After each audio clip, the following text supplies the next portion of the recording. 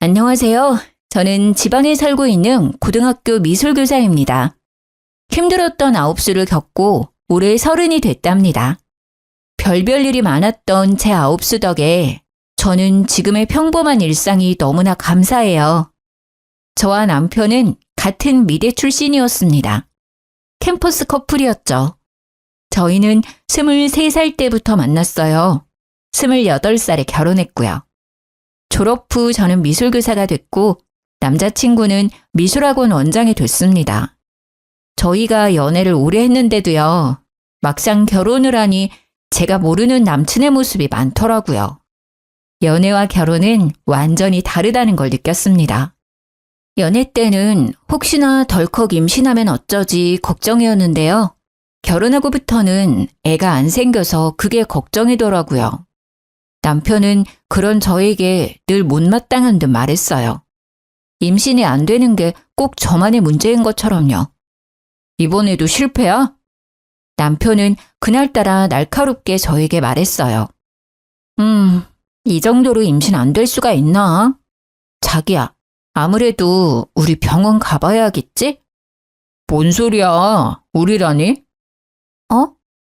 당연히 부부니까 함께 가야지. 뭐 내가 같이 가줄 수는 있는데 검사는 혼자 받아. 그게 무슨 소리야? 왜 나 혼자 검사를 받아? 난 문제 없으니까 너만 받으면 돼. 내 몸은 내가 제일 잘 알거든. 뭐야? 나 슬슬 기분 나쁘려고 그래? 문제는 나한테 있으니 나만 검사하면 된다는 말이잖아. 게다가 당신이 의사도 아니면서 병원 안 가보고 어떻게 하는데? 자기야, 내가 팩트를 말해줄게. 일단 기본적으로 네가 왜 임신이 안 되는지 알아? 네 스케줄이 너무 타이트하잖아. 바쁘고 피곤한데 자연 임신이 쉽게 되겠냐? 이제는 또 내가 바빠서 임신이 안 되는 거라고? 그래, 애가 너처럼 바쁜 사람한테 오고 싶겠냐? 너도 남들처럼 쉬엄쉬엄 일해. 그럼 애도 알아서 잘 찾아올걸? 아님 우리 애를 위해서 네가 학교를 그만두는 것도 난 나쁘지 않다고 생각해. 뭐 애 낳고 언제든지 내 옆에서 일할 수 있잖아. 내 옆에서 학원 일이나 도우면서 육아하면 돼.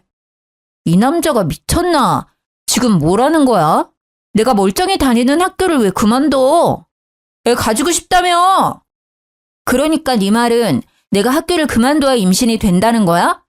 당연하지. 아니면 너 뭐 다른 문제 있는 건가? 그럴 수도 있겠다. 뭐? 너 지금 되게 남일처럼 이야기한다. 나 네 부인이야. 그런 식으로 이야기한다고? 그리고 내가 바빠서 그런 거면 내 동료 교사들도 다 임신이 안 돼야지. 왜 나만 안 돼? 말이 되는 소리를 해. 그리고 애가 안 생기는 건 여자만의 문제가 아니야. 부부의 문제지. 넌 항상 묘하게 내 문제라고 단정짓더라. 난 남들 일하는 만큼 일하고 남들만큼 운동하고 남들만큼만 취미생활해. 내가 바쁜 게 아니라 당신이 너무 게으른 거지.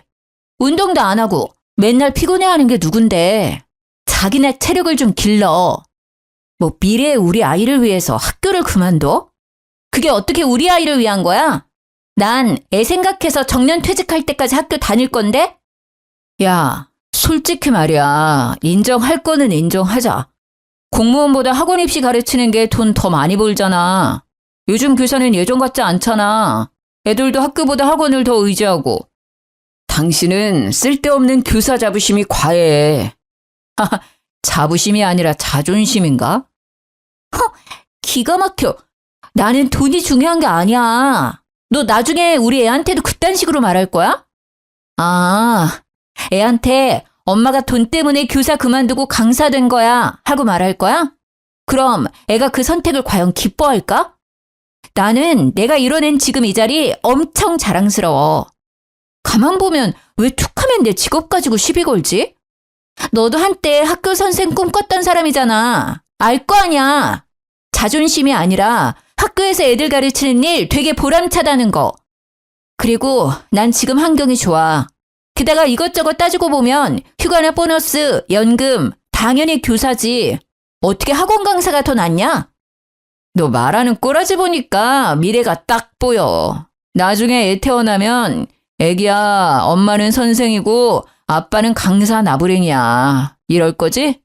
아빠 무시하는 엄마를 얘가 참 좋아하겠다. 왜 그렇게 자꾸 비꼬는데? 너는 그냥 강사 아니고 원장이잖아. 그리고 강사가 뭐 어때서? 난 강사를 무시하는 게 아니라 네가 굳이 교사랑 비교하니까 사실을 말한 거야. 난 입시미술학원 선생도 중요하고 학교 교사도 중요하다고 생각해. 각자마다 역할이 있는 거잖아. 항상 먼저 무시하는 건 내가 아니라 네 쪽이야. 그리고 내가 교사를 그만두면 임신될 거라는 헛소리도 좀 그만해. 지긋지긋하다. 남편한테 한 번을 앉으려고 해. 그래, 너 잘났다. 나야말로 지긋지긋하다. 너 말하는 거 들어보면 말이야. 임신에 대한 걱정을 하는 게 아니라 그냥 내가 교사인 게 마음에 안 드는 사람 같아. 그렇게 남편과 대판 싸웠는데요. 얼마 지나지 않아 시모가 전화가 왔어요. 연애 때는 그러지 않았는데 결혼하고부터는 무슨 일만 생기면요. 쪼르르 시모 찾아가서 이르더라고요. 예, 너 또 우리 아들 무시했냐?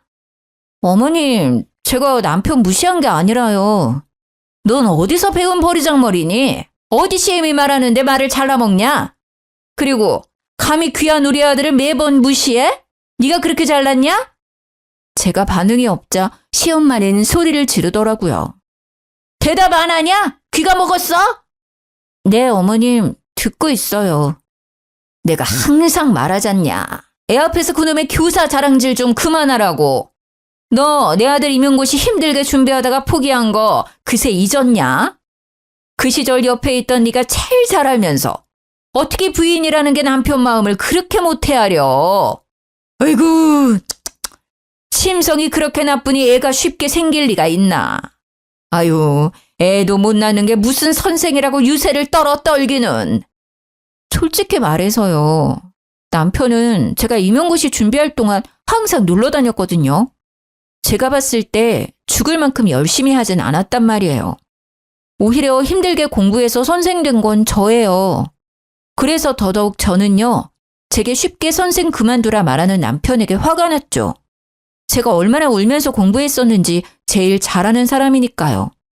어머님, 정말 무슨 말씀을 그렇게 섭섭하게 하세요. 아들만 중요하고 며느리는 안 중요하세요? 제 말은 들어보시지도 않으시군. 아니, 그이가 항상 저 때문에 임신 안 된다고 세상에 학교를 그만두라잖아요. 저도 힘들게 공부해서 붙은 거 어머니도 아시잖아요. 그런데 제가 어떻게 그 사람한테 좋게 말해요. 게다가 어머니께서도 지금 제 문제라고 단정 지으시는데요. 아직 저희 병원도 못 가봤어요. 저희 아직 검사도 안 했다고요. 저 혼자만의 문제가 아닐 수도 있어요. 무엇이라? 그럼 내 아들한테 문제가 있다 이거냐? 어디 네 하자를 하늘 같은 서방한테 덮어 씌우려 해? 아주 남편을 이겨먹으려고 하는 것도 모자라서 네가 시어머니까지 능욕하고 있구나. 어머님은 어떻게 장담하세요? 아직 검사도 안 받았는데 왜 저만 매번 구박하시냐고요. 저 이번에는 진짜 그이랑 같이 검사 받을 거예요. 그러니까 걱정 이제 그만하셔도 돼요. 남편하고 알아서 해결해 볼게요. 참나, 고집하고는. 검사 받았는데 네 문제가 아니면 내가 너한테 무릎 꿇고 사과하마. 그건 즉 그럴 일은 절대 없다는 거지. 남편은 자기가 왜 그런 검사를 받아야 하냐고 싫다 했어요. 싫어. 보나마나 네 문제인데 왜 나한테 그래. 너 자꾸 같은 말 반복하게 할래? 우리 부부 아니니? 부부가 같이 검사 받는 게 맞는 거야. 그래야 누구 문제인지 알아내고 앞으로 어떻게 할지 의논하지.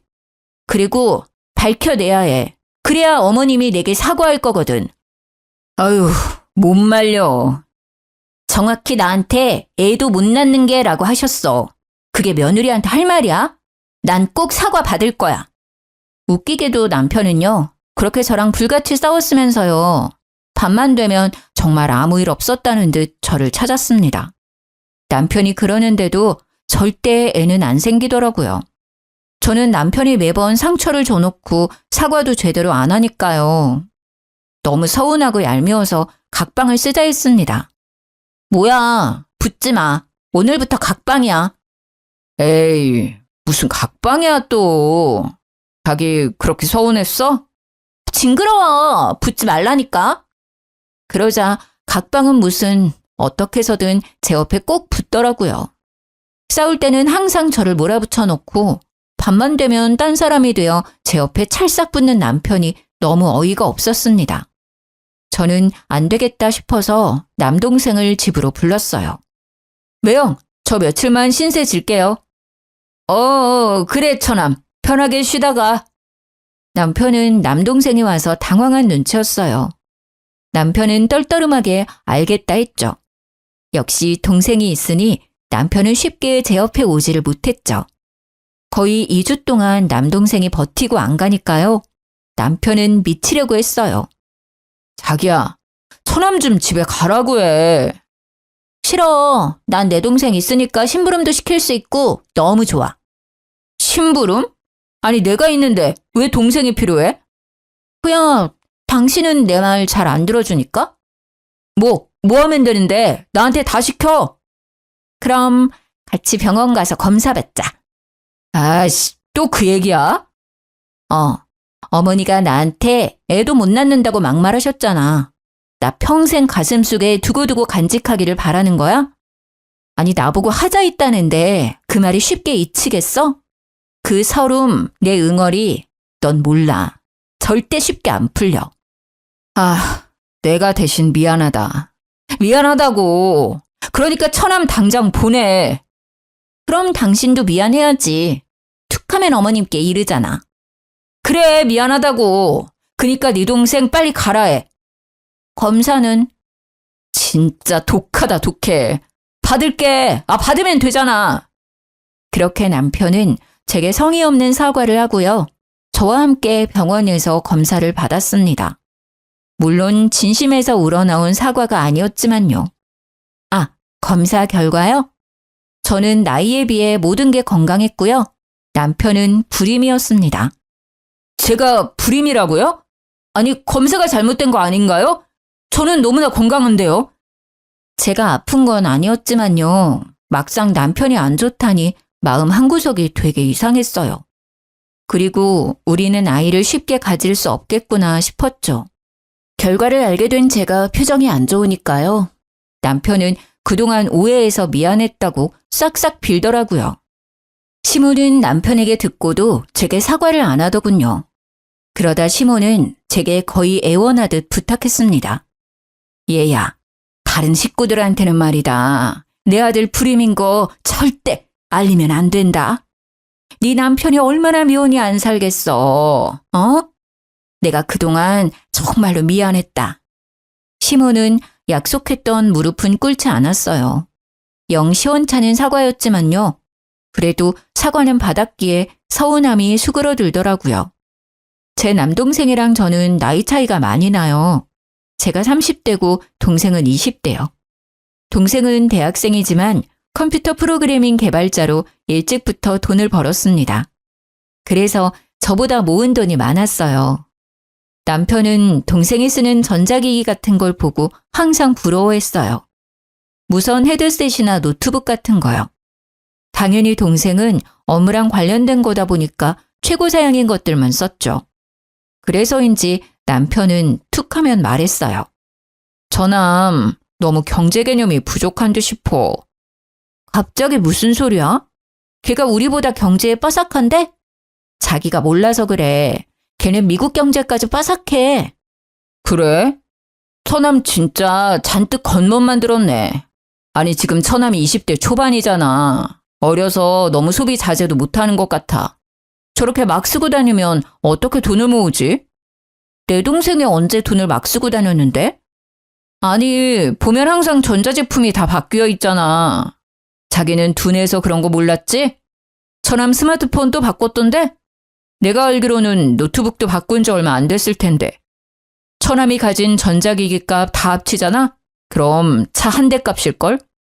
벌써 씀씀이가 저러면 나중에 더 큰일 나. 그리고 가끔은 우월감에 빠진 얼굴이 솔직히 건방스럽게도 느껴질 때 있어. 야, 말 가려가면서 해. 너 지금 내 앞에서 내 동생 험담하는 거야? 에이, 뭔 소리야. 험담이라니. 가족으로서 걱정돼서 말하는 거잖아. 진짜 이제는 한 가족이니까 말하는 거야. 남이었으면 이렇게 말도 안 해. 그냥 뒤에서 씹고 말지. 전자기기는 내 동생이 일할 때 필요하니까 바꾸는 거야. 아니, 내 동생이 명품을 밝혀? 아님 술 먹고 놀러를 다녀. 전자기기 말고는 돈도 안 쓰거든? 소비가 아니라 투자라고. 그리고 자기가 버는 능력껏 소비하고 있는 거니까 네가 괜히 사서 걱정하지 마. 방금 너 되게 꼰대 같았어. 야, 남편 보고 꼰대라니. 당신이 누나라면 지금부터라도 남동생 돈 관리 도와줘야지. 나중에 말이야 혹시라도 처남이 돈 없다고 누나한테 빌려달라고 하면 어쩔 건데? 사유에 따라 빌려줄 수도 있고 안 빌려줄 수도 있겠지. 그니까 그런 일이 벌어지지도 않았는데 왜 네가 사서 걱정이냐니까? 빌려도 너한테 안 빌려. 나한테 빌려달라 하겠지. 난 네 남편이니까 당연히 이런 걱정을 할 수밖에 없잖아. 돈 빌려주는 거 난 절대 반대야. 아무리 처남이라도 말이야. 가족끼리 돈 가지고 장난치는 꼴 못 봐? 자기 되게 웃긴다. 내 동생 지금 아무것도 안 했는데? 왜 자꾸 만약의 상황을 만들어서 애를 후려쳐? 참나, 내가 또 언제 그랬다고. 항상 자기는 동생 얘기에 과하게 예민하더라. 당연하지. 내가 아들처럼 키운 동생이니까. 그렇게 너무 감싸고 돌지 마. 버릇 안 좋아져. 네가 그렇게 내 동생 은근히 욕하니까 나 갑자기 궁금하다. 그러는 너는 돈 관리 잘하고 있어? 사실 난 내 동생보다 자기가 더 걱정이거든. 내가 너 저축하는 것부터 한번 봐줄게. 뭔 소리야. 난 알아서 하지. 나이가 몇 갠데? 저는 당황하는 남편의 얼굴을 보자 속으로 웃음이 났어요. 왜 당신은 나한테 항상 숨겨? 숨기다니 뭘? 난 알아서 잘하고 있어. 그러니까 잘하고 있는 거 나한테 자랑 좀 해봐. 당신은 나 돈 관리 어떻게 하는지 안 궁금해? 우리는 애초에 생활비 각출해서 쓰기로 했고 나머지는 결혼 전에 터치 안 하기로 했었잖아. 부부끼리도 지켜야 할 선 있잖아. 터치 안 하기로 했으면서 갑자기 말 바꾸는 거야? 그러니까 부부끼리 지켜야 할 선 있는 것처럼 말이야. 남매도 그런 거야. 처남과 매형 사이는 더더욱 그런 거고. 앞으로 내 동생한테 신경 꺼. 나도 간섭 안 하는데 왜 당신이 내 동생을 터치를 하려 해?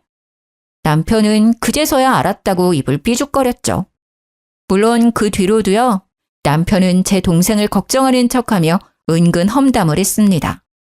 그러다 남동생한테 문자가 왔어요. 누나, 좀 만날 수 있어? 그 문자는 평소랑 사뭇 다른 분위기였어요. 사람의 감이라는 건 참 웃겨요. 저는 무슨 일이 일어났다는 걸 단번에 알아챘죠. 뭔 일이야? 빨리 말해. 너 때문에 학교에서 아주 궁금해 죽는 줄. 누나, 잠시만 마음의 준비를 좀 해봐. 무슨 말을 하려고 그렇게 뜸들여? 마음의 준비씩이나 해야 해? 근데 마음의 준비는 네가 해야 하는 거야? 아님 내가 해야 하는 거야? 누나가. 아니, 우리 둘 다 해야겠다. 남동생은요. 시간이 한참 흘렀는데도 입을 못 대더라고요. 누나, 요새 어때? 건강하지? 나? 건강하지. 그래? 그러면 매형은? 매형? 매형도 잘 먹고 잘 자고 건강해. 그럼 매형 요즘 학원 일은 어때? 저는 점점 더 불안해졌습니다. 아무리 마음의 준비를 했다고 해도 동생 입에서 매형이라는 단어가 나올 때마다 이상하게 심장이 내려앉는 듯 했어요. 갑자기? 매형 학원은 왜? 학원에 무슨 문제 있어? 문제? 없는데? 너 근데 왜 자꾸 매형 이야기야? 걔가 너한테 뭐라 하디? 설마 너 경제관념 없다고 막 기분 나쁘게 했어? 뭐야, 매형이 평소에 날 그렇게 말해? 경제관념 없다고? 매형 참 웃기네. 아니야, 매형은 친형처럼 그냥 걱정하는 거지. 모르겠다. 사실은 질투도 좀 섞여 있는 것 같아. 너 나이에 비해 돈 많이 벌잖아. 처남이 자기보다 능력 좋으니 신경 쓰이겠지. 매형은 됐고 누나 진짜 건강한 거 맞지? 혹시 나한테 말 못할 고민 같은 거 없지? 없어. 건강하다니까. 야, 나 슬슬 불안하거든? 빨리 얘기해주면 안 돼? 저는 보통 일은 아닐 거라 예상했어요. 동생의 얼굴에는 수심이 가득했죠. 실은 누나, 매형이 나한테 돈 빌렸어. 한 번 아니고 여러 번. 근데 빌리기만 하고 갚을 생각을 전혀 안 하시네. 돈은 천천히 받아도 돼. 근데 누나한테는 말해야 할 듯 싶어서. 게다가 뭐? 아니 이런 미친 인간, 너한테 돈을 빌려? 왜 빌려줬어? 게다가 뭐? 누나 시험관 시술 말이야. 어? 시험관 시술이라니? 저는 제가 잘못 들은 줄 알았어요. 괜찮은 거 맞아? 나한테는 힘든 티 내도 돼. 뭔 소리야 그게. 역시 긴가민가 했는데 그것도 아니지? 매형 진짜 안 되겠네. 무슨 그런 거짓말을. 아, 설마. 매형이 누나 불임이라던데 아니지? 아니, 아니지. 근데 뭐 불임은 맞기는 해. 나 말고 네 매형이 불임이래. 그건 또 그거대로 충격이네.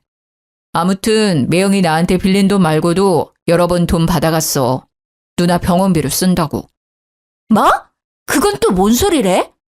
누나 시험관 시술 준비한다잖아. 그 소리에 내가 어떻게 돈을 안 줘. 나 놀라서 혼자 얼마나 울었는데 다 거짓말이었다니. 진작 누나한테 물어볼걸. 누나 힘들까봐 못 물어봤었거든. 매형은 어쩜 그런 거짓말을 눈 깜빡 안 하고 치지? 나 좀 소름 돋는다. 누나가 티는 안 내도 매일 주사 맞고 힘들어한다 했거든. 그리고 누나 불쌍하니까 아는 척하지 말라고 그랬어. 돈 주면서도 한편으로는 찜찜하고 이상했거든. 근데 처음에는 슬퍼서 판단력이 흐려졌었어. 그러다 해맑은 누나 얼굴 보는데 바로 정신이 들더라. 병원 다니는 사람처럼 안 보였으니까. 도대체 너한테 돈을 얼마나 뜯어간 거야? 아니 걔는 돈을 다 어디 쓴 거야? 아, 내가 대신 미안해. 매형 학원도 문제 없다며. 그럼 내 생각인데 매형 아마 코인이나 주식하는 것 같아. 나한테 엄청 자주 이야기했었거든. 코인이랑 주식하면 자기 추천 좀 해달라고 말이야. 미안해. 진짜 미안해. 누나가 진짜 면목이 없다. 너네 매형, 아니 그놈이 이때까지 너한테 받아간 돈 얼마인지 말해줘. 누나가 당장 돈 보내줄게. 아니야. 누나가 왜? 주더라도 매형이 줘야지. 근데 사람이 무슨 거짓말을 해도 그런 거짓말을 하냐? 저는 동생에게 너무 미안했어요. 빌린 돈이 합치면요. 4천만 원이 훌쩍 넘더라고요. 저는 집에 가자마자 남편 따귀를 날렸습니다. 라면을 먹고 있던 남편은 자리에서 벌떡 일어났죠. 야, 너 드디어 돌았냐? 지금 내 뺨 날린 거야? 와, 밥 먹을 때는 개도 안 건드린다는데 너야말로 진짜 돌았구나. 너 무슨 생각으로 내 동생 돈 빌렸었어? 뭐? 돈을 빌리다니 무슨 돈? 남편은 당황해서 사례까지 들려놓고는 모르는 척 잡아뗐어요. 나 현이한테 다 듣고 왔으니까 숨길 생각 말고 빨리 풀어. 얼른! 그렇게 남편에게 따져 물으니 진짜 코인이랑 주식이 원인이었습니다. 저는 온몸이 바들바들 떨리기 시작했죠. 뭐가 어째? 너 진짜 미쳤지? 그래놓고 이때까지 내 동생 씀씀이를 운운한 거야? 감히 처남 돈으로 장난질해? 그리고 뭐? 나 시험관 시술한다고? 참나, 그때 아기 안 낳기로 마무리했었잖아. 그런 식으로 거짓말하면 재밌니? 재밌어? 미안해. 내가 입이 10개라도 할 말이 없다. 근데 말이야, 처남은 나한테 그 정도 빌려줘도 아무 문제 없잖아. 돈 많지 않아? 여유가 되니까 맨날 과소비하는 거잖아. 누나네 가족 좀 도와주면 덧나냐? 입이 10개라도 할 말이 없으면 다물어. 다물라고! 아니 이 인간이 아직 정신 못 차렸네. 너 당장 내 동생한테 빌린 돈 이자까지 쳐서 입금해. 지금 당장? 못해. 왜 못해? 없으니까. 나 진짜 지금 돈 없어. 뭐? 그게 무슨 소리야? 이미 남편의 수중에는 남은 돈이 없었습니다. 남편은 그동안 미술학원 하면서 모은 돈은 물론 젊을 때부터 알바하면서 모았던 돈을 다 쓴 상태였어요. 그것도 모자라서 어린 제 동생 돈까지 손댄 거였어요. 저는 남편이랑 더 이상 말할 것도 없이요. 당장 남편이 쓴 돈 받으러 시댁에 찾아갔습니다. 아버님, 어머님, 저 이 사람이랑 이혼하겠습니다. 너 갑자기 찾아와 그게 무슨 뚱딴지 같은 소리야? 어머님은 내 등짝을 찰싹 때리셨습니다. 아가, 일단 앉거라. 무슨 일인지 차근차근 말해보거라. 아버님은 상황은 모르셔도 먼저 저를 진정시켰어요. 아버님, 그게 이 사람이 글쎄요. 여보, 제발 내가 잘못했어. 내가 어떻게 해서든 다 해결할게. 제발 아버지한테는 말하지 말아줘. 남편은 쥐뿔도 해결할 능력 없으면서 시아버지한테 혼날까봐 무대포로 애원하더라고요. 저는 아랑곳하지 않고 시부한테 말했어요. 아버님, 저 임신이 너무 안 돼서요. 얼마 전에 남편이랑 병원 가서 검사 받았습니다. 불임이더라고요. 저 말고 남편이요. 근데 세상에 제 동생한테는 저 불임이라 속이고요. 돈까지 주기적으로 뜯어냈어요. 저 시험관 준비하는데 돈 좀 보태라고요. 나이 어린 처남한테 부끄러운 줄도 모르고요. 돈 빌린 거랑 병원비라고 속여간 돈들 합치면 4천만 원이 훌쩍 넘습니다. 어떻게 인간이 저러죠? 저 동생 보기 너무 창피하고요. 이 사람이랑 이혼할 겁니다. 신뢰가 다 무너져 버렸어요. 지금까지 모아둔 돈들도 전부 날렸대요. 저는 화가 나서 울부짖었죠. 시댁 식구들은 시모 빼고 다 놀랐어요. 알고 보니 시댁에서도 제가 불임인 줄 알고 있더라고요. 남편은 아버님께도 돈을 받아갔었나 봐요. 제가 불임으로 힘들어한다는 핑계로요. 너 아무리 그래도 시아빠 앞에서 꼭 이렇게까지 해야겠니? 그 와중에도 시모는 저를 못마땅하게 노려봤어요. 자기 아들 잘못은 보이지도 않았나 봐요. 그러자 시아빠는 시모에게 소리를 빽 지르더군요. 당신은 당신 아들이나 혼내야지. 왜 며느리한테 감히 소리쳐? 아들 잘못 키운 것도 미안해 죽겠는데 당신까지 이래야겠어? 너 이놈아, 네가 단단히도 돌았구나. 뭘 어디서 잘못 처먹었어? 호적 파이고 싶냐? 와이프 가지고 이것저것 잘도 장사질했구나. 심지어 아픈 건 너면서. 이 여편네야, 당신도 미쳤어? 애매라는 사람이 다 알고 있으면서 말이야. 어딜 감쌀 게 없어서 저딴 걸 감싸고 있어? 아버지, 제가 잘못했어요. 제발요. 한 번만 용서해 주세요. 저 다시는 안 그럴게요. 남편은 시부의 바짓가랑이를 잡고 싹싹 빌었어요. 시모 역시요. 아이고, 여보, 잘못했어요. 다시는 안 그럴게요. 한 번만 봐줘요, 예? 그때 시부는 갑자기 제 앞에 무릎을 꿇으셨죠. 아가, 본의 아니게 상처 줘서 미안하다. 제발 나를 봐서라도 한 번만, 이번 딱 한 번만 용서해주면 안 되겠니? 내 2번 다시는 이런 일 없도록 하마. 네 남편에게 한 번만 기회를 주면 안 되겠니? 어렸을 때부터 만났으니 네가 얘를 제일 잘 알지 않니? 어? 시부의 말을 듣고 연애 때부터 지금까지 세월이 짧게나마 제 눈앞을 지나가는 듯 했어요.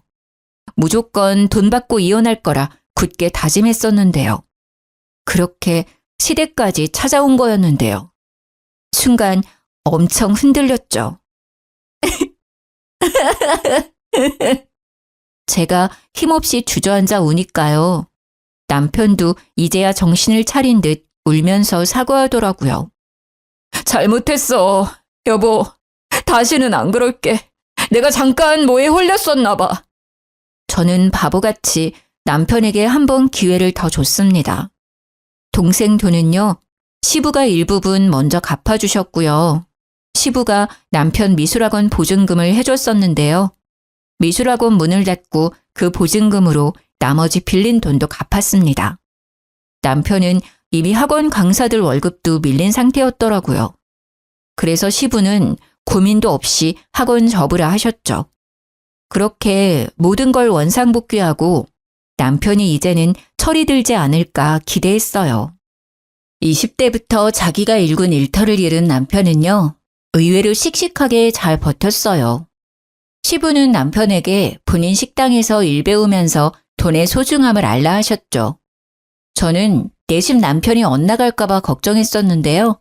곧 배워서 식당 일도 잘하더라고요. 시부모님은 칼국수 장사를 하세요. 같은 자리에서 10년 이상 하셨거든요. 맛집이라 TV에도 여러 번 나왔었습니다. 원래는 엄청 작은 가게였는데 지금은 돈 많이 벌어서 땅도 사고요. 크게 확장하셨죠. 시부는 항상 밀가루 장사가 많이 남는다고 하셨었는데 그게 진짜 마진이 많이 남는 장사였나 봐요. 시부는 남편이 정신 차리면 가게와 땅을 물려주신다 하시더라고요. 남편은 잠자코 일 열심히 했는데 시모는 계속 불만이셨죠. 아니 여보, 아무리 그래도요. 미대까지 나온 애를 칼국수집에 둬야겠어요? 미대 나온 게 대수야? 새아가처럼 임용이라도 붙어서 선생이라도 됐으면 몰라. 사고나 치고. 에휴, 또 그 소리야. 됐어요. 내가 말을 말지. 시모는 그런 남편이 안쓰럽고 또 한편으로는 모든 일을 밝힌 제가 짜증났나 봐요. 남편이 학원 정리한 뒤로 언제나 저를 아니꼽게 쳐다봤죠. 그런데 저를 향한 시모의 그 미움은 저도 모르게 다른 곳으로 번지고 있었습니다. 진아, 엄마야. 엄마야? 핸드폰은 어쩌시고 무슨 번호야? 엄마, 울어요? 어디야? 병원에 있어. 병원이라니 어디 다치셨어요? 어느 병원이야? 빨리 말해요. 내가 당장 갈게. 엄마가 알려준 병원을 갔더니요. 엄마는 손등과 팔 부근에 화상을 입으신 상태였어요. 속상한 마음에 저는 그러면 안 되지만 엄마께 신경질을 내버렸죠. 조심 좀 하지 그랬어. 아니 뭐 하다가 이렇게 다친 거야. 엄마는 조용히 흐느끼셨어요.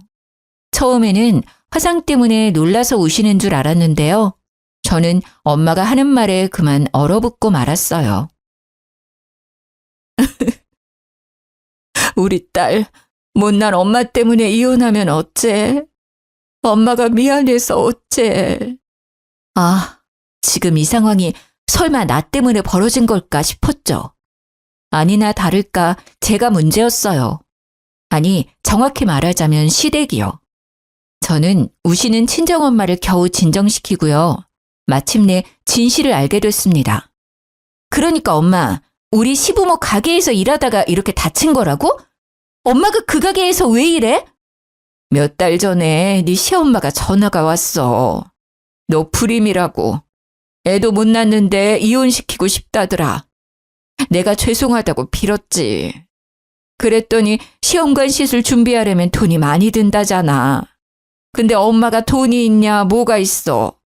몸으로라도 그 빚 갚으려고 했지. 어떻게 하면 되냐고 여쭈니 가게 출근하라더라.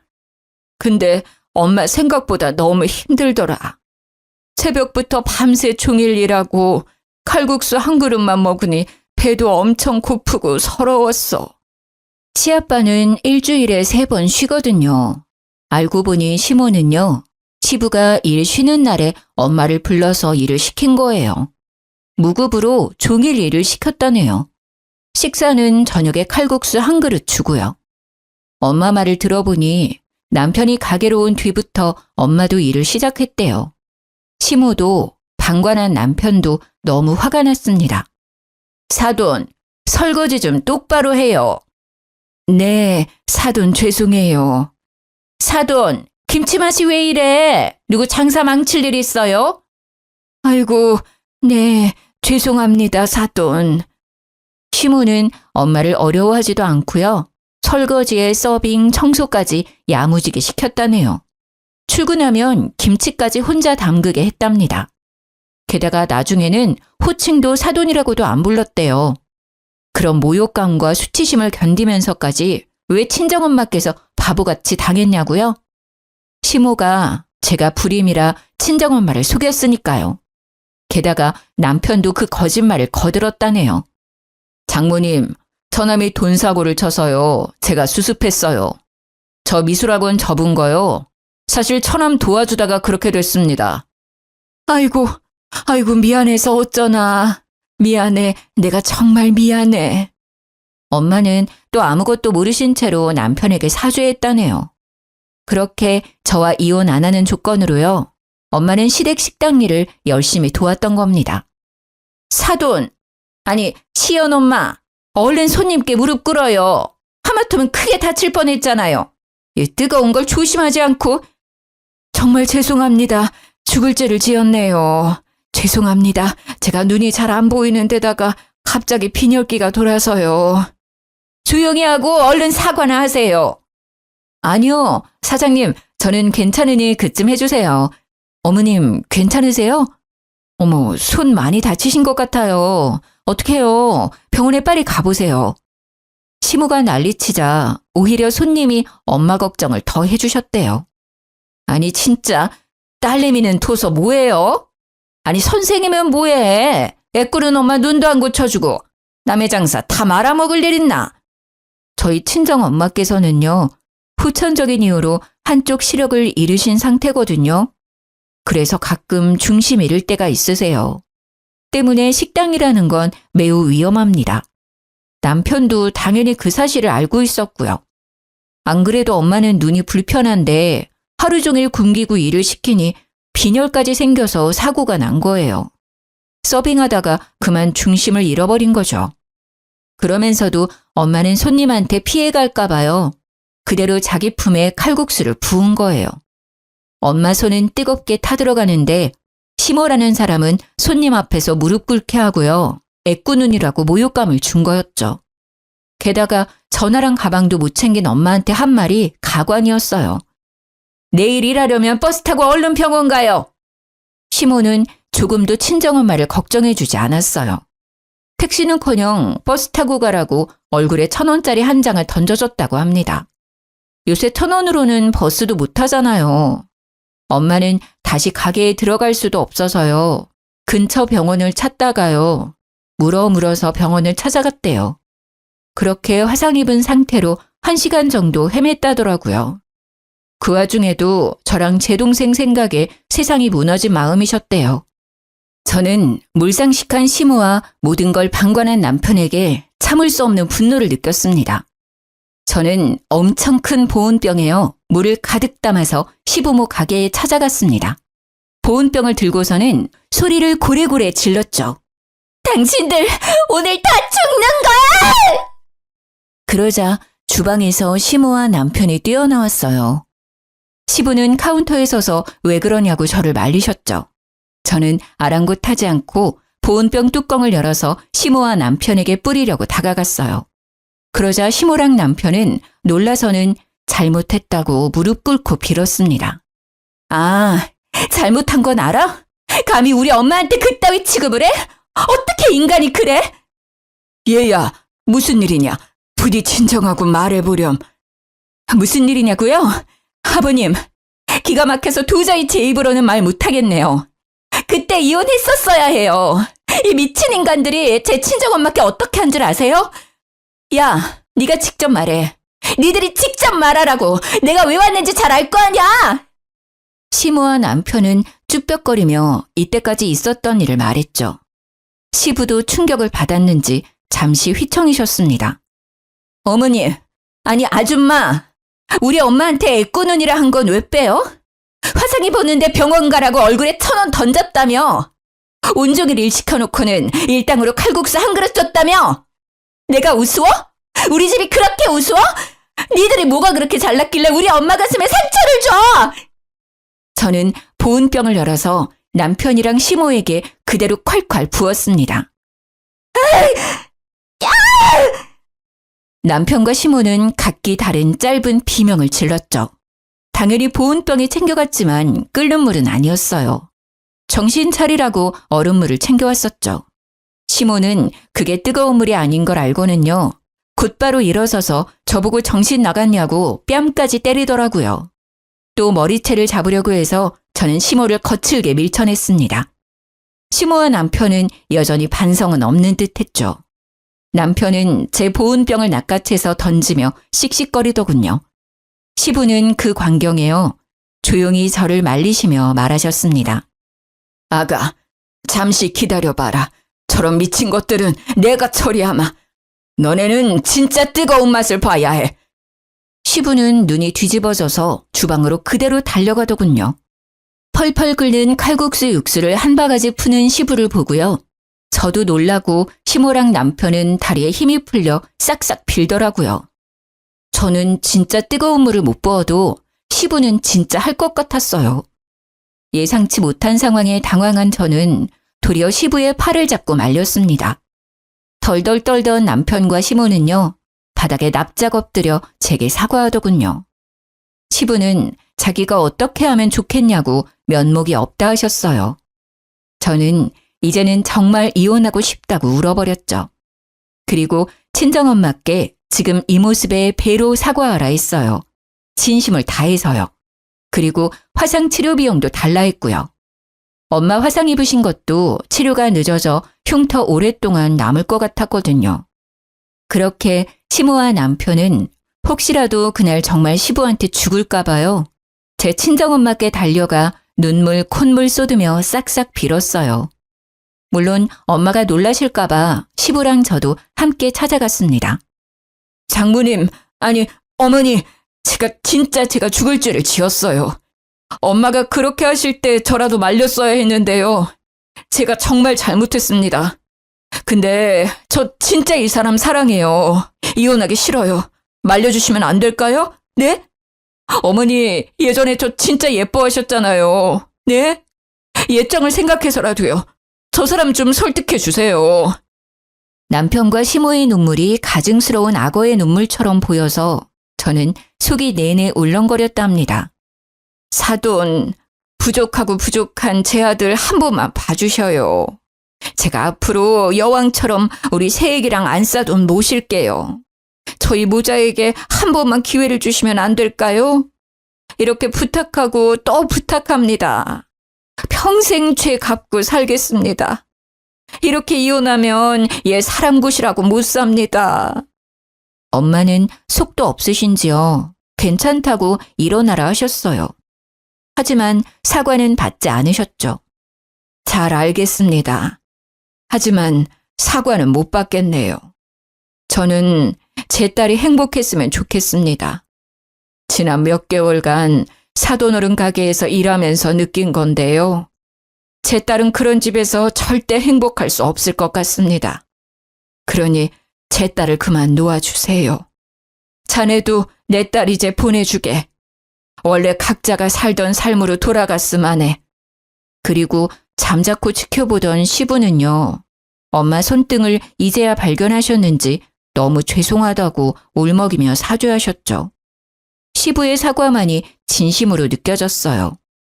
아무것도 가진 게 없는 남편 대신 시부가 치료비도 대신 보내주셨어요. 엄마와 제 동생, 그리고 제가 그동안 피해 입은 것도 미안하다고 다시 한번 남편과 시모 대신 사죄하셨고요. 그래서 시부에게 위자료로 5천만 원은 받았습니다. 시부는 그 뒤로도 남편과 시모가 소름 끼친다며 가게에서 쫓아냈어요. 대신 다른 친척분들과 같이 칼국수집 운영하고 계세요. 시부는 저보고 전 남편과 전 시모는 이제 가게에 없다며 언제든 편하게 먹으러 오라더라고요. 저희 가족에게 그 집 칼국수 평생 무료 이용권도 주셨어요. 물론 저희 가족은 그쪽 근처 갈릴 생각도 없지만요. 들어보니 시부도 시모랑 이혼 준비 중이었습니다. 시모는 그 이후로 제가 본인 가정 풍비박산 냈다고요.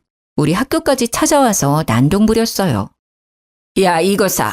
너 따위가 우리 집에 굴러들어와서 다 망했어. 네 인생은 뭐 계속 탄탄대로 굴러가게 내가 냅둘 것 같아? 천만에 내가 너 지옥 끝까지 따라간다. 지옥은 혼자서 가세요. 아니면 아드님 손잡고 사이좋게 가시던가요.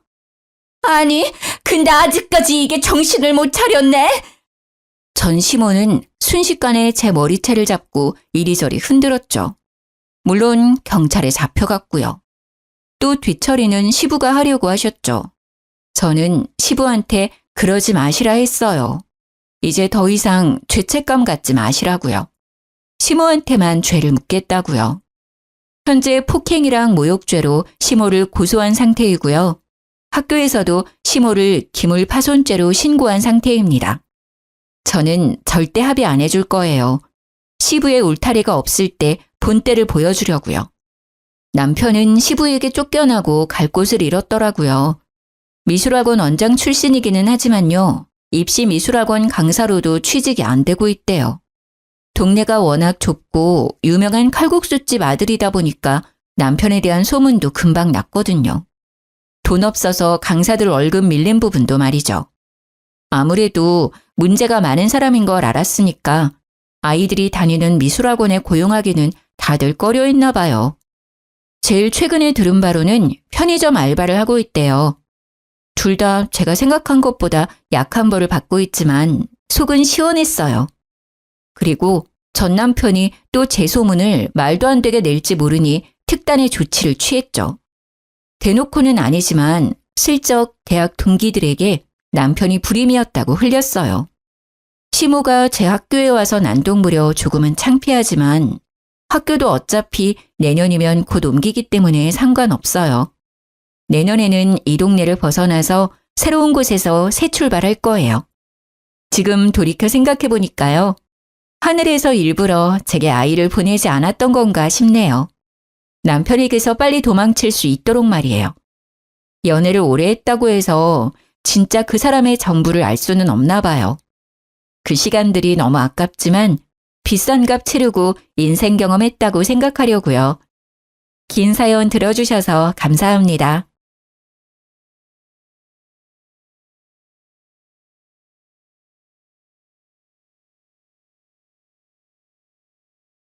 안녕하세요. 저는 경기도에 사는 60대 초반 여성입니다. 사연 라디오 매일 듣는 나름 애청자인데 제 사연도 읽어주실지 모르겠습니다. 저는 누구에게도 말 못할 비밀이 하나 있습니다. 바로 1년 전 복권 1등에 당첨된 사실입니다. 복권 1등 당첨된 후에 잘 사는 사람도 많겠지만 패가망신하는 사람도 여럿 있다고 들어서요. 저는 자식은 물론이고 그 누구에게도 당첨됐다고 털어놓지 못했어요. 심지어 돈도 써본 놈이 써본다고 손이 떨려서 그 돈을 쓰지도 못하겠더라고요. 사는 동안 돈이 없을 때가 더 많았거든요. 없이 살면서 돈이 가장 중요한 거라 생각했는데 돈이 있어 보니 또 돈 말고도 중요한 게 너무나 많다고 느꼈습니다. 게다가 돈만 있으면 세상 만사 다 해결될 줄 알았는데 내 맘처럼 안 되는 게 자식 일이고 가족 일인 듯 합니다. 저에게는 아들 1명과 딸 1명이 있습니다. 연년생으로 태어난 남매는 어렸을 때부터 사이가 참 좋았습니다. 그런 아이들을 보고 있으니 사는 게 고단해도 악착같이 버텨낼 수 있었습니다. 제 남편은 조강지처와 자식 두고 도망간 지 오래였고요. 짧은 결혼 생활 동안 남편은 제게 생활비 한번 제대로 준 적 없었습니다. 그래서 차라리 이혼하고 나라에서 지원금 받으며 사는 쪽이 마음 편했습니다. 하지만 지원금으로는 2 아이 키우는데 택도 없었죠. 저는 어린 자식들을 먹이고 입히느라 남의 집 가정부, 식당일, 건물 청소 안 해본 일이 없습니다. 가방끈이 짧으니 할 수 있는 일이 많지 않더라고요.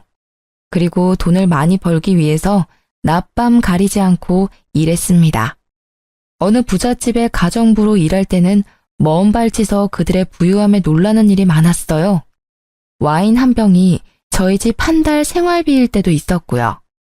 난생 처음 보는 저녁 재료에 제가 어쩔 줄 모르자 그 집 사장님이 유명한 요리사를 직접 데리고 온 적도 있었습니다. 극심한 빈부격차를 느끼면서도 제 형편을 비관하지 않을 수 있었던 건 그 집 사장님, 사모님 성품이 워낙 좋았기 때문입니다.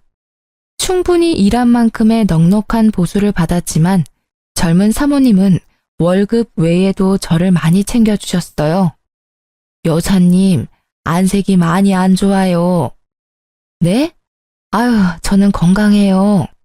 그게 아니라 얼굴에 수심이 가득해 보이네요. 혹시 여사님 댁에 무슨 일 있으셔요? 아니요, 없어요. 어두워 보였다면 죄송합니다, 사모님. 저는 아무렇지 않은 척 하는데 눈에서는 눈물이 저도 모르게 나오더라고요.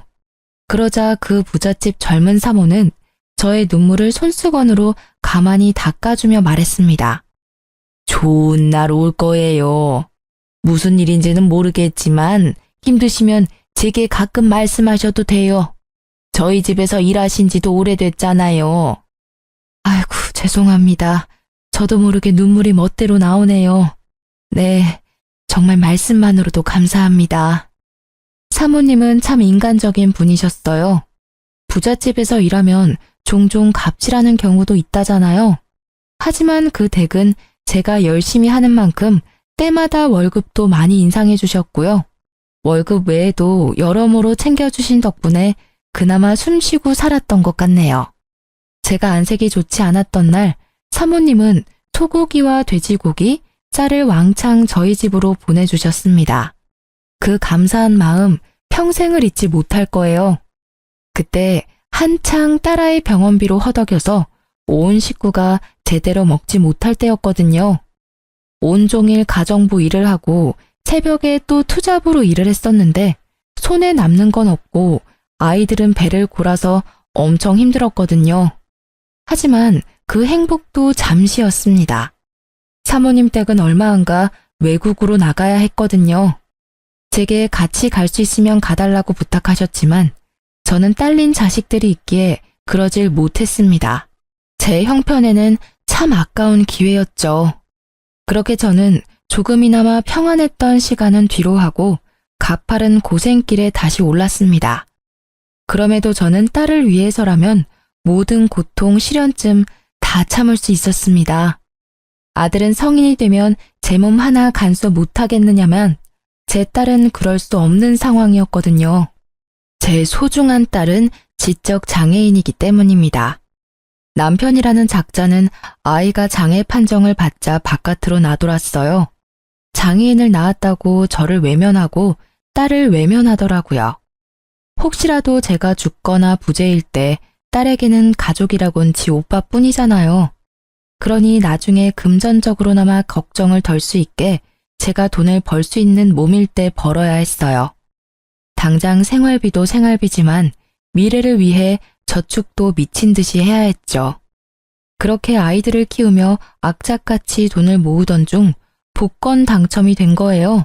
세상에 죽으라는 법은 없다고 생각했습니다. 드디어 저는 어깨 위에 짐을 조금이나마 내려놓을 수 있었어요. 당첨금을 수령한 후 저는 야간 일을 그만두고 주간에만 일을 했습니다. 하지만 주간도 여전히 저는 종일 주방에서 제 몸을 혹사시키며 힘들게 일을 했습니다. 수십 년을 그렇게 살아온 저는 그래야 잠을 발 뻗고 잘 수 있는 사람이었으니까요. 몇 년 전 아들이 공무원에 합격하자 제게 일을 줄이라 했지만 그때도 저는 그러질 못했었죠. 평생 일을 하지 않고도 살 수 있는 충분한 돈이 생겼다면 여러분은 계속 일을 하실 건가요? 저는 통장에 있는 돈이 제 것이 아닌 것처럼 금방 사라질 돈처럼 느껴졌습니다. 돈이라는 건 제게 항상 그랬던 것이니까요. 거액의 돈이 수중에 있다는 게 점점 불안해진 저는 아들에게 차라리 사실을 털어놓기로 했습니다. 하지만 제가 고백하려는 찰나에 아들이 먼저 제게 고백하더군요. 엄마, 만약 제가 결혼한다면 어떠실 것 같아요? 결혼? 예, 결혼은 둘째치고 네가 연애라도 하면 엄마는 너무 좋지. 알바하면서 공무원 시험 준비하느라 젊은 시절 다 가버리고 또 합격해서는 일이 바빠서 연애도 제대로 못했잖니. 안 그래도 엄마가 너한테 할 말이 있는데 이제는 엄마랑 지영이 걱정은 하지 말고 너 하고 싶은 대로 자유롭게 살아. 갑자기 불안하게 왜 그런 말을 해요? 엄마 나쁜 생각하는 거 아니지? 뭔 나쁜 생각. 아유 이놈아 그런 거 아니야. 그게 사실은 엄마가 말이야. 엄마, 저 사실 내년에 여자친구랑 결혼하기로 약속했어요. 뭐? 누구랑 뭘 한다고? 결혼이라니. 지환이 너 여자친구가 있었어? 네, 빨리 말씀 못 드려서 죄송해요. 동창회에서 만난 중학교 친구랑 2년쯤 연애했어요. 프로포즈는 저번 주에 했고 엄마가 따로 신경 쓰실 건 없어요. 결혼 비용도 제가 모은 돈으로 할 거니까요. 아니, 갑자기 결혼이라니? 그리고 너는 엄마한테 결혼한다는 얘기를 뭘 그렇게 상사한테 보고하듯 딱딱하게 말하니? 죄송해요. 엄마는 매일 고생하는데 난 여유롭게 연애한다는 말이 차마 입에서 안 떨어지더라고요. 아유, 아니 이놈아, 도대체 뭐가 죄송스러워? 난 우리 아들이 평생 연애도 안 하고 장가도 안 갈까봐 얼마나 속으로 알았는데. 그동안 고생 많았다. 잘생긴 우리 아들. 고생 많이 한 내 장남. 잘 컸네. 다 컸어. 장하다. 어떻게 연애하는 것마저 눈치를 봤어? 아들, 엄마가 전부 미안해? 왜 우세요? 고생은 엄마께서 많이 하셨죠. 아니야. 기뻐서 그래. 너무 기뻐서. 아들이 여자친구를 숨긴 게 물론 부모로서 조금은 속상하고 서운했습니다. 하지만 저는 아들이 제 짝을 만났다는 사실만으로도 무척이나 기뻤죠. 하지만 그 기쁨도 잠시 저는 가슴이 무너져 내리는 경험을 했습니다. 엄마, 상견례 때 입으실 옷은 제가 마련해 드릴게요. 아유, 내 정신 좀 봐. 상견례 날짜 얼마 안 남았지? 엄마가 알아서 할 테니 넌 걱정은 하지 마. 설마 엄마가 네 면도 안 살게 후줄근하게 가겠니? 네 동생 지영이도 엄마가 새 옷 사서 예쁘게 입혀갈게. 엄마가 돈이 어딨어요. 카드 드릴 테니까 제 돈으로 백화점 가세요. 엄마도 돈 있어. 그리고 엄마 옷은 백화점에서 꼭 안 사도 돼. 요즘은 중고로도 얼마든지 깔끔하고 예쁜 옷 많아. 엄마! 아유, 깜짝이야. 너 엄마 간 떨어지게 왜 소리를 지르냐? 얼마든지 상관없으니까 제 카드로 백화점에서 새 옷 사세요. 나 엄마가 지영이 때문에 돈 모으는 거 알아요. 근데 제발 아낄 때 아끼고 쓸 때는 좀 쓰세요. 아이고, 알았다. 그만 화내. 좋은 날 앞두고 화내는 거 아니다. 너 속상한 거는 알겠는데 자꾸 소리 지르지 마. 지영이도 놀래. 오빠랑 엄마 무서워. 지영이 무서워. 싸우지 마. 아니야, 지영아. 오빠가 속상한 일이 있어서 그래. 엄마가 아이스크림 줄게. 방에 가서 먹고 있어. 거짓말. 아들이 소리를 지르자 딸아이는 흥분하며 제자리에서 빙글빙글 돌았습니다. 그 모습을 보고 아들은 평소답지 않게 크게 한숨을 쉬더군요. 엄마는 얘 이러는 꼴 보시면서도 어떻게 상견례에 데리고 갈 생각을 하세요? 안 그래도 지영이 데리고 갈지 말지 저 많이 고민하고 있었는데요. 도저히 안 되겠어요. 제 하는 것 좀 보세요. 아니, 지환아. 네 동생 아무리 정신이 온전치 못한다 해도 간단한 외식 정도는 할 수 있어. 지금도 네가 평소랑 다르게 갑자기 소리 지르니까 놀래서 그런 거지. 평소에 얼마나 얌전하고 차분하니 그건 너도 잘 알면서. 제 결혼이잖아요. 제가 싫다고요. 알았다. 지환아, 네 뜻 알겠어. 엄마, 여자친구 집에서도 얘 아픈 거 알아요. 근데 귀로 말 전해 듣는 거랑 눈으로 직접 보는 건 다른 거잖아. 결혼하고 난 뒤에 서로 인사해도 충분해요. 괜히 저런 멍청한 모습, 자극적인 모습 보였다가 나 결혼 못하면 어떡해요? 엄마도 아들 장가 가는 거 기쁘시다면서요. 근데 만약이라도 지영이 쟤 때문에 나 식장에 들어가기도 전에 결혼 파토나면 어쩌냐고요. 야, 김지영, 내가 왜 너 때문에 그런 불행을 겪어야 하는데 또 내가 희생해야 돼?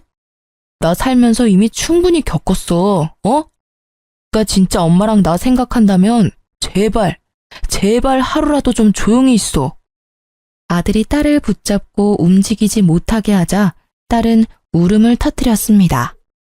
저는 상견례에 딸을 데리고 가지 말자는 아들의 말을 잠자코 따르려고 했는데 아들은 혹시라도 제가 고집을 부릴까 싶었는지 처음 보는 낯선 모습으로 화를 내더라고요. 지환이 너 지금 뭐 하는 짓이야? 저는 그런 아들의 행동에 참지 못하고 뺨을 올려붙이고 말았습니다. 왜 날 때려요? 엄마가 뭔데? 이놈아, 내가 네 마음 다 안다. 엄마니까 당연히 알아. 근데 난 지환이 네 엄마이기도 하지만 내 딸 지영이 엄마이기도 해.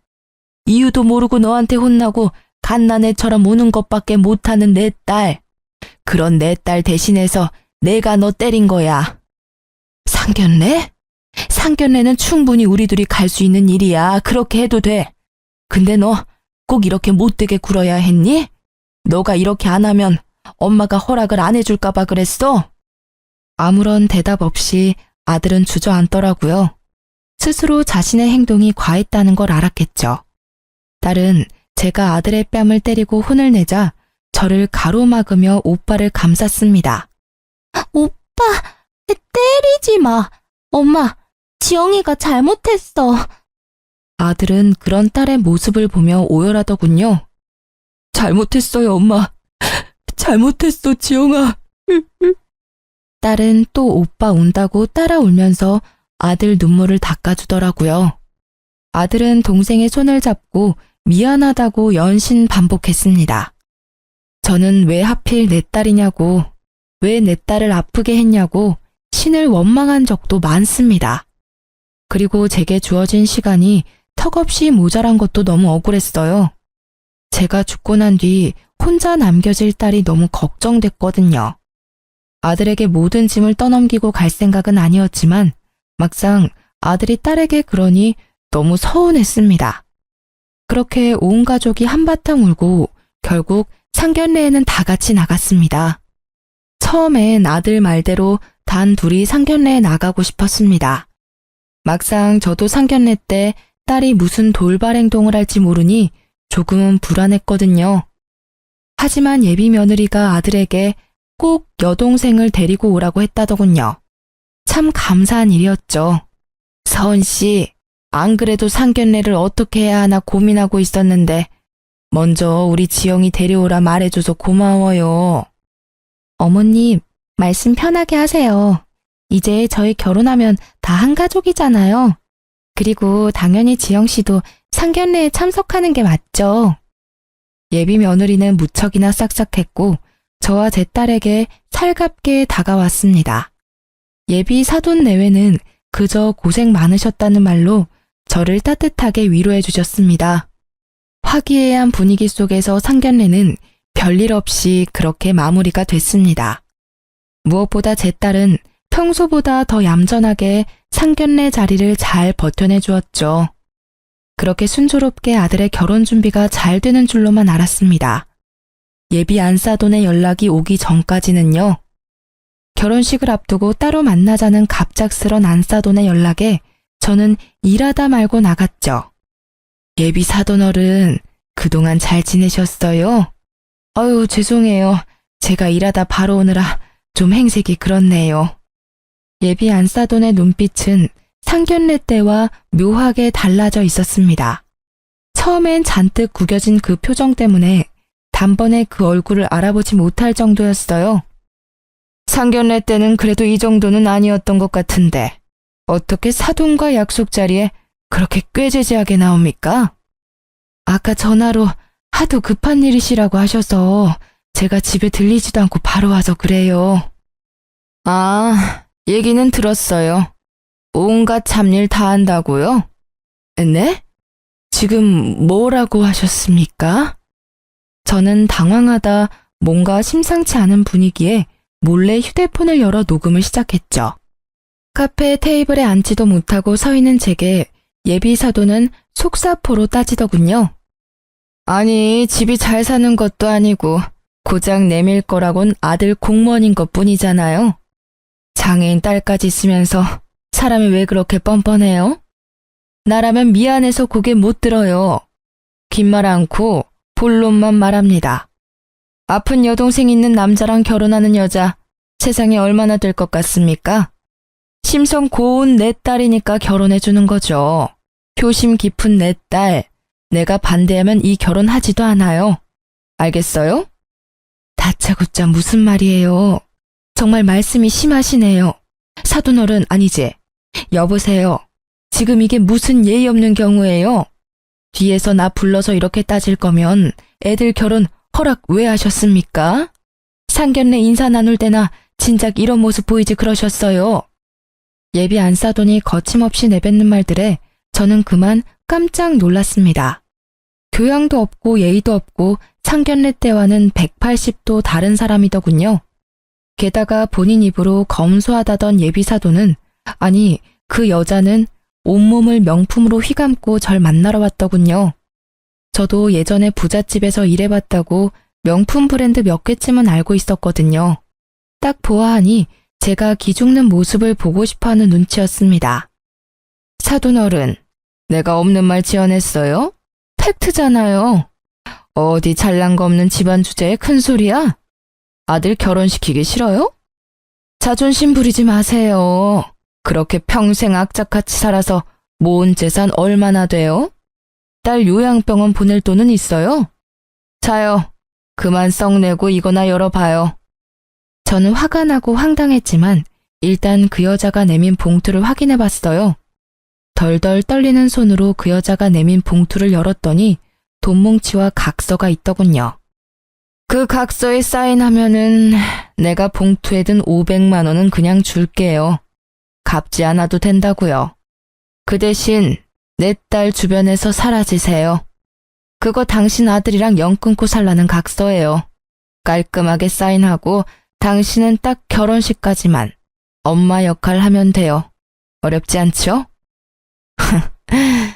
겨우 500만 원으로 뭐가 어째? 네가 사람이야? 내가 이 하찮고 더러운 돈을 받을 것 같아? 그건 또 모르죠. 일주일 시간 줄게요. 잘 선택하세요.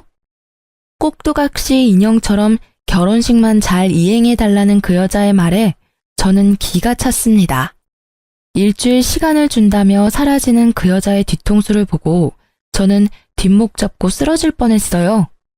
당장이라도 쫓아가서 머리털을 다 뽑고 싶었는데 다리가 벌벌 떨리더라고요. 액수가 많은 것도 아니고 겨우 500만 원이라는 액수로 제게 장난질하는 예비 안싸돈에 억장이 무너졌습니다. 개무시당한 게 억울하고 화가 났지만 일단은 카페에서 따뜻한 차를 마시면서 마음을 진정시켰어요. 우선 이 결혼의 당사자들은 따로 있으니까요. 예비 며느리에게 어떻게 말을 꺼내야 할지 고민하며 우선은 아들 생각해서 대화만이라도 나누려고 저는 예비 며느리에게 만나자고 했습니다. 그때 저도 몰랐는데요. 앞서 그 인간 같지 않은 여자와 대화 때부터 예비 며느리와의 대화까지 녹음은 계속되고 있었습니다. 제가 중간에 정지 버튼을 안 눌렀더라고요. 돌이켜보니 하늘이 도운 듯합니다. 아가, 혹시 집에서 이 결혼을 반대하니? 어머님, 그냥 편하게 말씀하세요. 응? 저 엄마한테 다 들었어요. 그랬구나. 난 말이다, 얘야. 예비 며느리는 제가 말을 꺼내기도 전에 웃음이 터져서 눈물까지 고였습니다. 너 왜 그러니? 혼자 뭐가 그렇게 웃겨? 아니, 너무 웃기잖아요. 우리 엄마한테 500만 원 거절한 지 겨우 1시간 지났어요.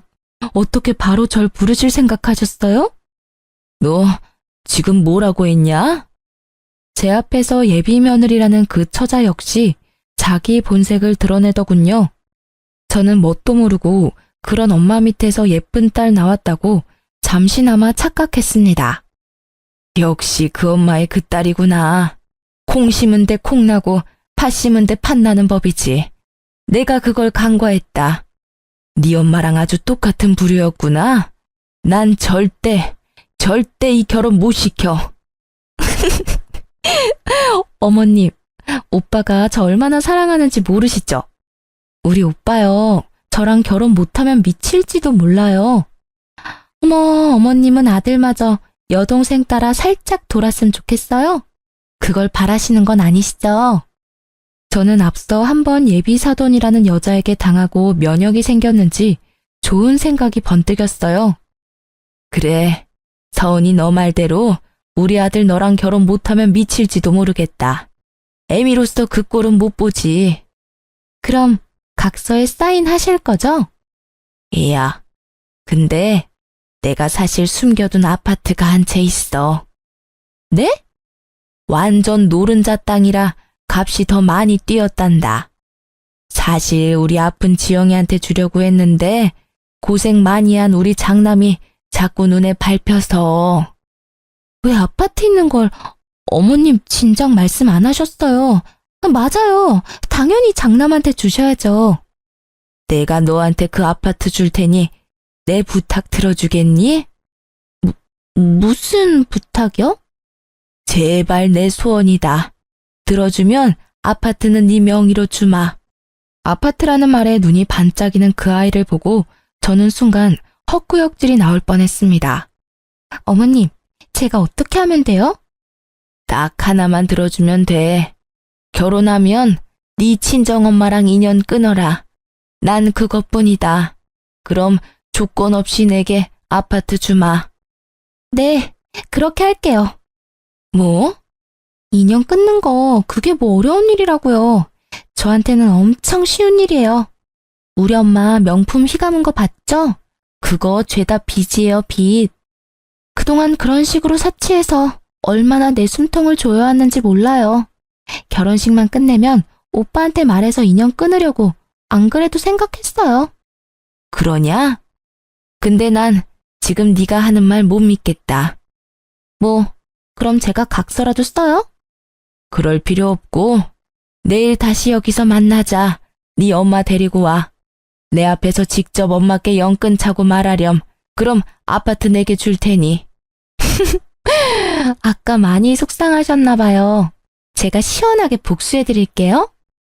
네 친엄마는 맞니? 그럼요.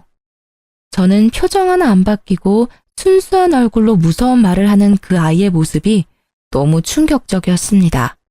하마터면 예비사돈이 될 뻔한 그 여자가 불쌍하다고 생각할 뻔했네요.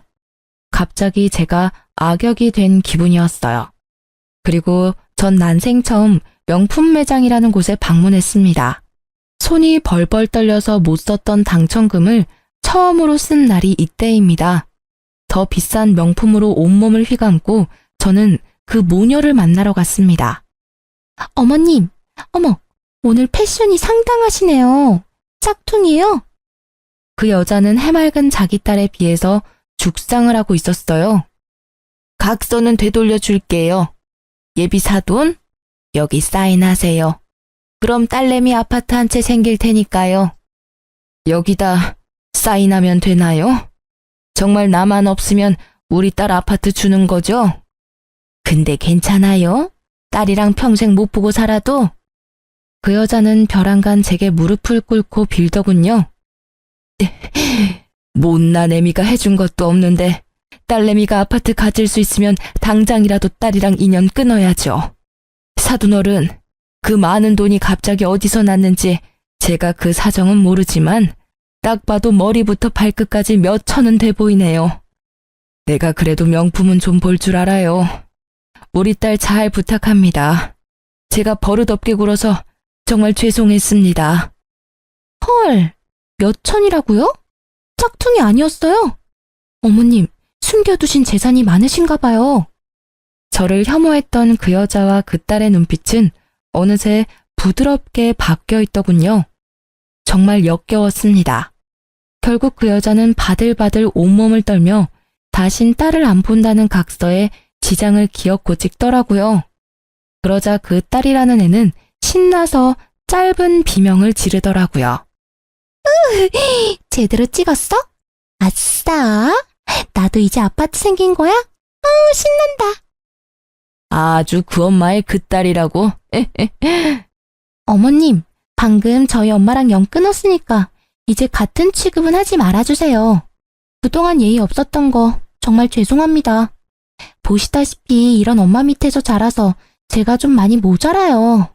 앞으로 어머님이 엄마처럼 많이 가르쳐주세요. 처음부터 500만 원에 뭐 어쩌고 줬제? 살다 이런 꼴을 내가 다 보네. 당신 어디 겨우 500으로 어디 모자지간을 끊으려 해? 되려 당해보니 기분이 어때? 역 같지? 내 기분이 딱 그랬어. 그리고 너 아무리 내가 그런 제안을 했어도 아파트 한 채에 낳아주고 키워준 엄마를 버려? 어머님, 왜 저한테 화내세요? 저도 어머님이 원하셔서 어쩔 수 없이 모녀지간 인연 끄는 거잖아요. 아, 엄마 짜증나니까 그만 울어. 결혼식까지 별탈 없게 해. 어머님, 근데 저 결혼식 끝나면 아파트 바로 주실 거죠? 저 주시기 전에 한번 구경 가도 돼요? 끝까지 그 딸은 소름 돋게 웃더군요. 엄마가 자기 앞에서 처절하게 울고 있는데도 동요하지 않는 모습은 꼭 소시오패스 같았어요. 저는 그 모녀와 헤어지고 곧바로 아들을 앉혀놓고 아무런 설명도 없이 녹음을 틀었습니다. 식탁에서 서로 마주보고 앉아 2시간이 넘는 녹음을 들으며 아들과 저는 한마디도 하지 않았어요. 녹음했던 파일이 다 재생되고 나서도 1시간 정도는 침묵이었죠. 먼저 그 긴 침묵을 깬 건 저였어요. 사실 나 아파트 같은 건 없다. 내가 객기 한번 부려봤어. 예비 사돈 그리고 예비 며느리, 아니 나한텐 평생 남남이겠지만 그 인간들 인성 그래도 넌 알아야 할 것 아니야. 선택은 네 몫이다. 처음엔 필사적으로 이 결혼 반대하려고 했어. 부모라면 당연히 반대해야지. 근데 생각해보니 이 선택을 내가 직접 하면 네가 날 평생 원망할 것 같더라. 그래서 내게 선택권을 주기로 했어. 너가 뭘 선택하든 엄마는 너 원망 안 한다. 그 인간들이 혐오스럽긴 해도 엄마는 네 동생이랑 너 멀리서나마 응원하마. 하지만 너 그 애랑 같이 사는 꼴 나는 두 눈으로 볼 자신이 없다. 그러니까 우리 생각하지 말고 넌 마음 편하게 살아. 나도 내 맘 편하게 살 테니. 하지만 녹음 들었다시피 애가 완전히 돌았다. 살다가 네 등에 칼이나 안 꽂을지 모르겠다. 물론 널 정말 사랑한다면 그러지는 않겠지만 말이다. 엄마, 왜 어디 떠난 사람처럼 말해요?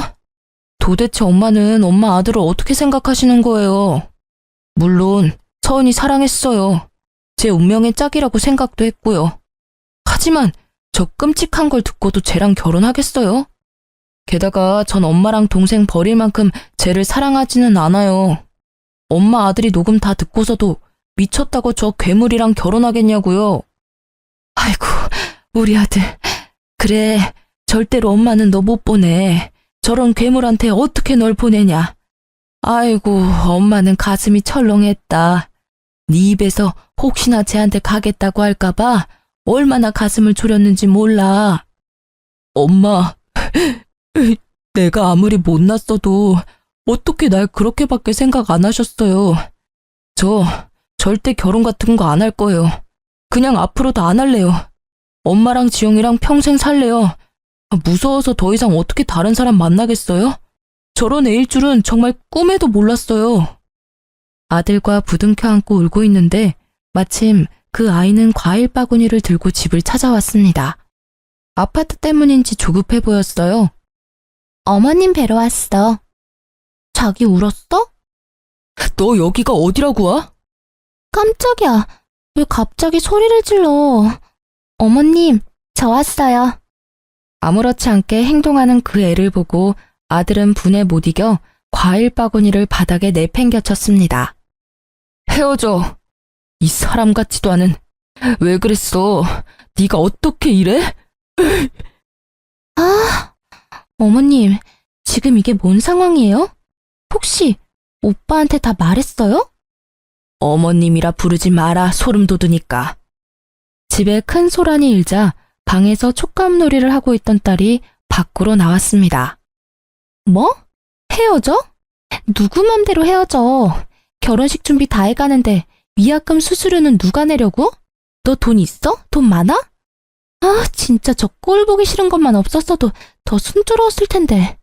아들이 헤어지자 하니 눈이 돌아간 그 애는 제 딸에게 가까이 다가가더군요.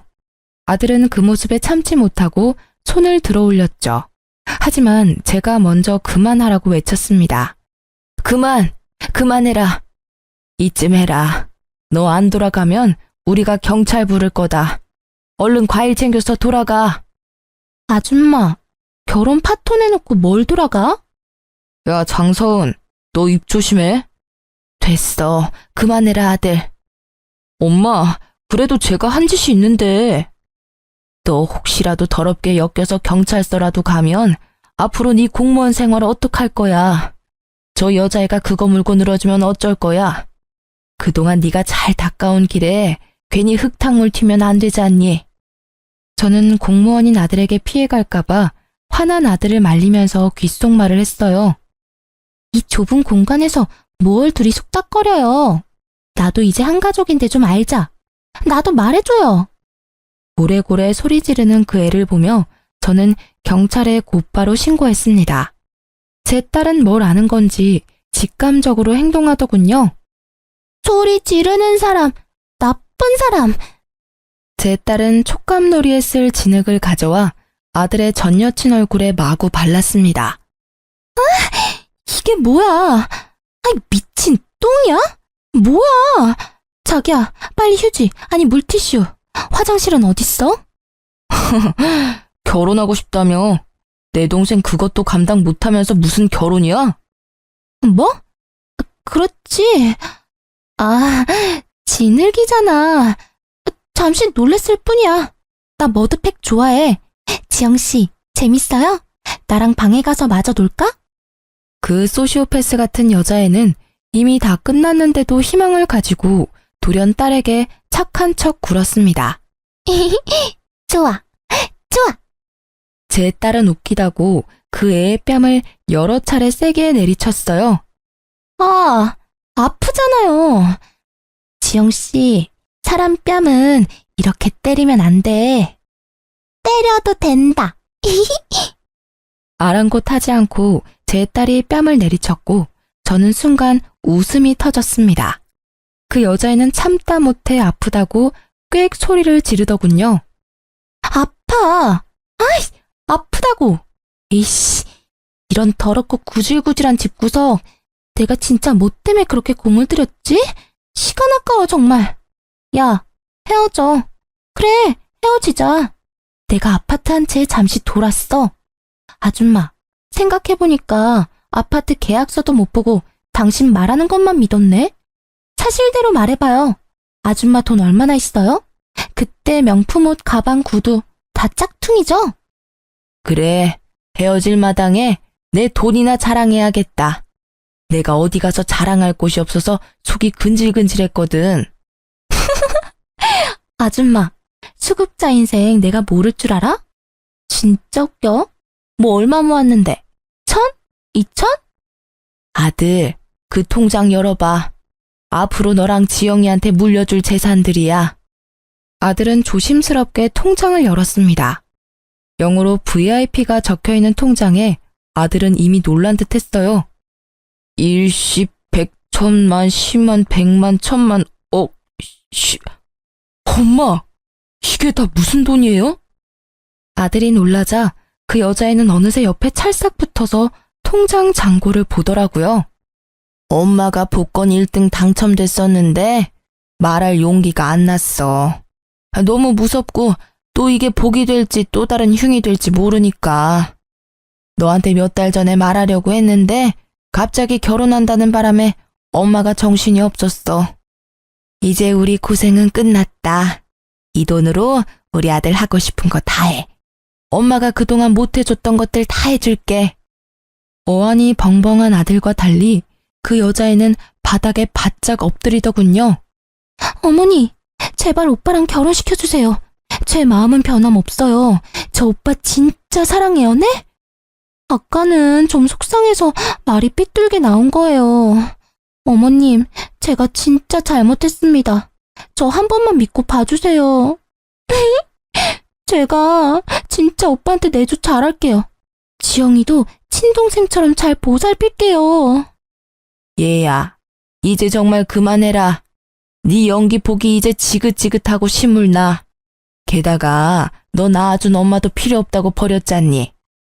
모녀지간 인연 끊는다는 각서에 그렇게 쉽게 지장 찍은 너한테 내가 뭘 믿고 내 아들 딸을 맡기니? 앞으로 시간은 많지 않다. 네 엄마한테 사죄하고 똑바로 인생 살아. 네 엄마도 널 잘못 키웠다지만 그래도 너 위해서 너랑 영 끊는다 한 거 보면 영 쓰레기는 아닌 것 같더라. 물론 나한테는 변함없는 쓰레기지만 말이다. 저는 결혼시켜달라 애원하는 그 여자애를 보며 택도 없다고 내쫓으려 했습니다. 하지만 악으로 깡으로 버티더라고요. 어머님, 저 이대로 못 나가요. 결혼 허락해 주실 때까지 저 여기서 한 발자국도 못 움직여요. 너 정말 자존심이라고는 없니? 난 너 정말 무섭다. 경찰 부르기 전에 갈 테냐? 집에서 네 엄마 기다리고 계시겠다. 얼른 너네 집으로 돌아가. 야, 내가 미쳤다고 너랑 결혼하겠어? 나 결혼 절대 안 해. 앞으로 결혼 같은 거 꿈도 안 꿀 거야. 근데 말야, 너도 앞으로 결혼할 생각하지 마. 내가 가만히 있을 것 같아? 네 만행들 내가 다 소문낼 거야. 월급 30%는 시댁에 줘야 한다고 그렇게 짓거릴 때부터 어디 돌았다 싶었지. 그때 끝났어야 했는데.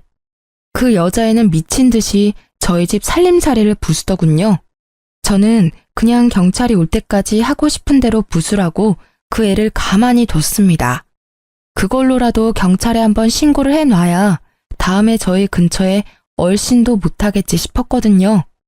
아들은 알고 보니 아픈 여동생을 위해서 따로 통장에 돈을 모으고 있었습니다. 월급의 30%를요. 너 월급은 너 거야. 네가 힘들게 번 돈 그동안 따로 모은 거냐? 엄마가 만약에 나중에 안 계시면 내가 지영이 케어해야 하니까 그만큼 돈 있어야 할 거 아니야. 물론 엄마가 돈 모으는 것도 알았지만 그걸로는 역부족일 것 같아서. 아들의 결혼 조건은 딱 하나. 결혼하고도 월급의 30%를 아픈 여동생에게 주는 거였습니다. 그래서 죽자고 그 모녀가 제 착한 아들에게서 가족을 떼놓으려 했던 겁니다. 돈도 있겠다. 저는 가볍게 넘어가지 않고 변호사까지 고용해서 그에게 물을 수 있는 죄라는 죄는 다 물었습니다. 불쌍한 척 비는데 악어의 눈물인 거 뻔히 알겠더군요. 합의는 물론 안 했습니다. 비교적 가벼운 벌금 내고 끝났지만 제가 그 미친 애에게 곧바로 사람을 붙였어요. 혹시나 저희 집에 대한 앙심을 품고 해코지라도 하려 들까봐 당분간 예의주시하려고요. 근데 사람을 붙여서 한 가지 또 놀라운 사실을 알게 됐어요. 간호조무사였던 그 아이는 결혼 준비하며 일을 잠시 쉬고 있었습니다. 그런데 현재는 밤마다 술집에서 나오는 걸 보고 흥신소 직원이 알아보니 술집에서 일한다고 하네요. 원래부터 그런 애였던 건지 결혼 파토나고 타락한 건지는 알 수 없지만 나중에 또 어디 엄한 남자 꼬셔서 결혼 장사하려 들 것 같더군요. 아들은 복권 당첨된 걸 왜 진작 말 안 했냐는 말도 없었습니다. 어디에 그 돈 쓰자는 돈 욕심도 부리지 않더군요. 아들이 전 여친 쫓아내고 처음 정신 차리고 한 말은요. 엄마, 정말 대단하다. 앞으로 우리 지영이 아파도 돈 걱정은 없겠다, 우리. 아무리 내가 돈 번다지만 구급 공무원 월급 쥐꼬리만 한데 엄청 걱정했거든요. 진짜 다행이다. 아들은 끝까지 지동생 걱정만 했어요. 지금은 아들, 딸과 셋이서 경치 좋은 신축 아파트로 이사했습니다. 그 망나니 같은 아들의 전 여친이 집 주소를 알고 있는 것도 찜찜했고 워낙 오래 살았던 주택이라 이사는 해야 했거든요. 나이도 많이 들었고 언제 죽을지 모르는데 저도 아파트에 꼭 살아보고 싶었어요. 기왕이면 좋은 아파트에서 호강 누리고 싶어서 조금 욕심을 부렸네요. 아들은 여전히 착실하게 공무원으로 열심히 나라를 위해 근무하고 있습니다. 연애고 결혼이고 안 한다던 아들이요. 글쎄, 같은 공무원 여자친구랑 연애 잘하고 있더라고요. 제 아들 이제 사람 보는 눈 좀 키웠을라나요? 저는 일을 그만두고 딸아이가 다니는 장애시설에 봉사활동을 하고 있습니다. 우리 딸도 아픈 곳 없이 잘 지내고 있습니다. 아들의 그 미친 전 여친은 학교 친구들이 건너면 다 아는 사이라 아들이 굳이 소문내지 않아도 주변에서 다 전달해서 소문이 쫙 퍼졌나 봅니다. 결혼 시장에서는 완전 아웃이라 하네요. 저는 60세 인생 살면서 평생 한탄만 했었는데 지금 보니 좀 살만한 인생 같습니다. 참, 그리고 얼마 전에 반가운 얼굴을 만났습니다. 예전에 일했던 부잣집 사모님이랑 연락이 닿았어요. 어떻게 닿았냐고요? 세상 참 좁고 신기해요. 제게 잘해주셨던 그 사모님이 바로 제 아들 지금 여자친구의 이모였어요. 아들의 결혼을 전제로 만나는 여자다 보니 이미 그쪽 가족들과 식사를 여러 번 했다더라고요. 그런데 이번엔 외국 사는 이모가 모처럼 한국에 왔다면서 저까지 불러서 다 같이 식사 대접해주겠다며 간 거였거든요. 그곳에서 다시는 볼 수 없을 것 같았던 소중한 인연을 마주했습니다. 어머, 여사님, 저 기억나세요? 저예요. 그동안 잘 지내셨어요? 사모님? 넉넉해진 제 형편을 보고 여전히 마음씨 착한 사모님은 눈물을 훔치더라고요. 이모, 왜 울어요? 아시는 사이세요? 선이 너 정말 복받았다. 내가 잘 아는 분이셔. 엄청 마음씨 넓고 좋으신 분이지. 이제 안색이 많이 좋아지셨어요. 보기 너무 좋네요. 그리고 이제 사모님이라 부르시면 안 돼요. 덕분에 평안했습니다. 제 은인이세요. 선이야 고맙다. 너 덕분에 이렇게 내 평생 은인도 만나게 됐어. 아들도 사모님을 알아보고 인사하자 예비 며느리는 무척 어리둥절해 했습니다. 곧 오랜 사연을 다 듣게 된 제 예비 며느리는 엉엉 아이처럼 울더군요.